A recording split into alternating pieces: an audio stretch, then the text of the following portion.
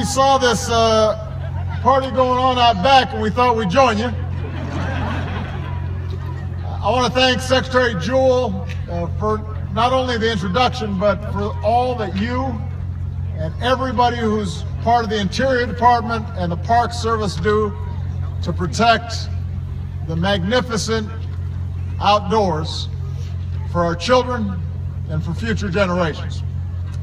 I want to thank Jonathan Jarvis, Dan Wenk, and everybody at the National Park Service and the National Park Foundation for putting on this special event each and every holiday season.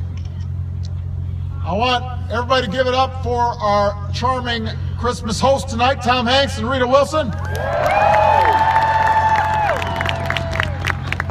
We have so enjoyed the incredible performers, including the one and only Patti LaBelle. And finally, thanks to all of you who are here and watching at home for joining us to celebrate this wonderful holiday tradition. You know, back in 1923, school kids here in Washington wrote a letter to the White House asking if they could put a Christmas tree on the South Lawn. And more than 90 years and a few different evergreens later, the National Christmas Tree still stands as a symbol of hope and holiday spirit, and we still gather as a country each year to light it. We still have the school kids involved too, but this year they've given all the state and territory trees surrounding the National Christmas Tree their first digital upgrade. Young women from all 50 states use their computers, using their coding skills, to control the colors and patterns of the lights on these trees. So thanks to those wonderful students. It is incredibly impressive. It's actually one of the few things that Tom Hanks cannot do. But while lighting the tree has entered into the 21st century, the story that we remember this season dates back more than 2,000 years. It's the story of hope. The birth of a singular child into the simplest of circumstances. A child who would grow up to live a life of humility and kindness and compassion. Who traveled with a message of empathy and understanding. Who taught us to care for the poor and the marginalized and those who are different from ourselves.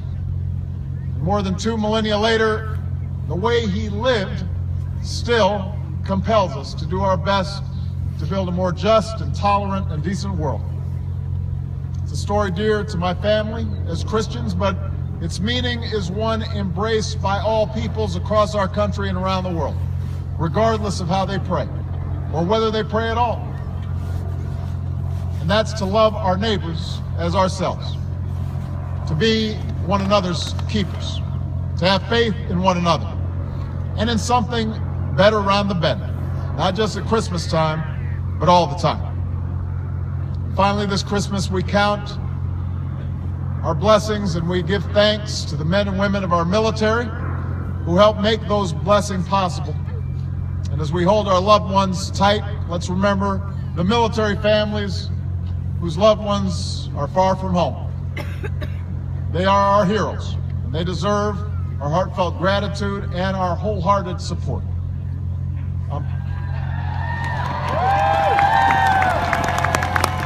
So on behalf of Michelle, Malia, Sasha, mom-in-law, and our reindeer, Bo and Sonny, I want to wish all of them, and I want to wish all of you, a very, very Merry Christmas and a holiday filled with joy. God bless you, and God bless the United States of America.